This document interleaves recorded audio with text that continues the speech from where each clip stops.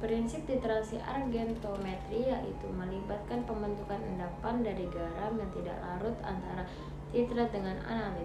Hal dasar yang diperlukan adalah pencapaian keseimbangan pembentukan yang cepat setiap titran ditambahkan pada analit. Dasar teori dari titrasi argentometri terdapat 3 metode, yaitu metode Volhard, metode Mohr, dan metode Van Joost. Perbedaan antara 3 metode dapat dilihat dari indikator yang digunakan. Pada metode Volhard adalah metode dalam analisis kimia untuk menentukan kandungan klorida, bromida, dan iodida melalui reaksi pengendapan dengan larutan AgNO3 dan selanjutnya kelebihan larutan AgNO3 dititrasi dengan menggunakan larutan tiosinat. Cara kerja standar sekunder larutan AgNO3 0,1 N 16,978 G AgNO3 dilarutkan dengan aqueous secukupnya.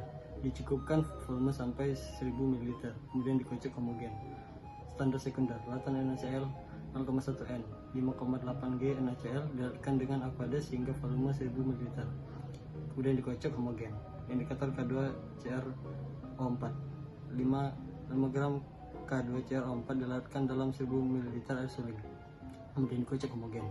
Pembakuan titran 1000 ml NaCl 0,1 N di Erlenmeyer, ditambahkan 3 tetes indikator K2CrO4, titrasi dengan larutan K2NO3 0,1 N sampai mulai berwarna. Penetapan kadar KCl 500 mg sampel dilarutkan dalam 20 ml aqueous, kemudian diisi 3 tetes indikator K2CrO4, kemudian dititrasi dengan larutan AgNO3 0,1 N dan ditunggu sampai cepat mulai berwarna. Data hasil pengamatan didapatkan konsentrasi 0,08 N. Penetapan kadar didapatkan rata-rata 10,233 ml dan hingga rata-rata didapatkan 61,031 mg. Dapatkan persen kadar 0,121%. Halo, saya Patricia Firgita. Di sini saya akan melanjutkan mengenai bahasan titrasi argentometri.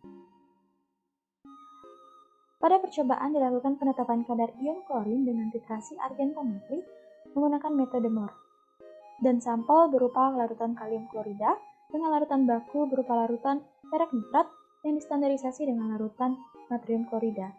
Indikator yang digunakan berupa larutan kalium kromat, dan titik akhir titrasi tercapai ketika terjadi perubahan warna pada larutan analit menjadi warna merah bata.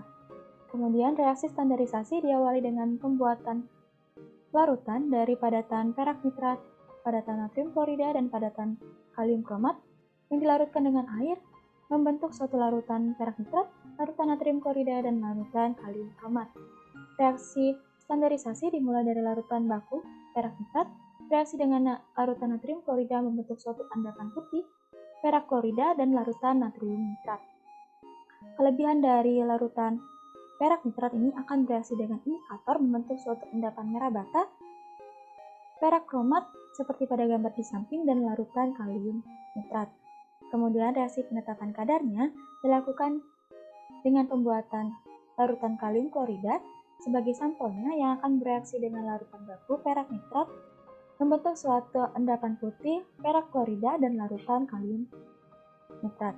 Kemudian, ketika sampel habis bereaksi dengan larutan baku, maka kelebihan dari larutan baku yang perak akan bereaksi dengan ion kromat dari indikator membentuk suatu endapan merah bata perak kromat dan larutan kalium nitrat. Nah, titrasi argentometri metode Mohr ini dilakukan pada pH netral, karena pada pH asam akan terbentuk dikromat dari indikator dan pada pH basa akan terbentuk perak hidroksida. Mungkin itu saja dari kelompok 8 praktikum analisa farmasi kuantitatif shift D. Terima kasih atas perhatiannya. Mohon maaf apabila ada kesalahan dalam video ini. Kami akhiri. Wassalamualaikum warahmatullahi wabarakatuh.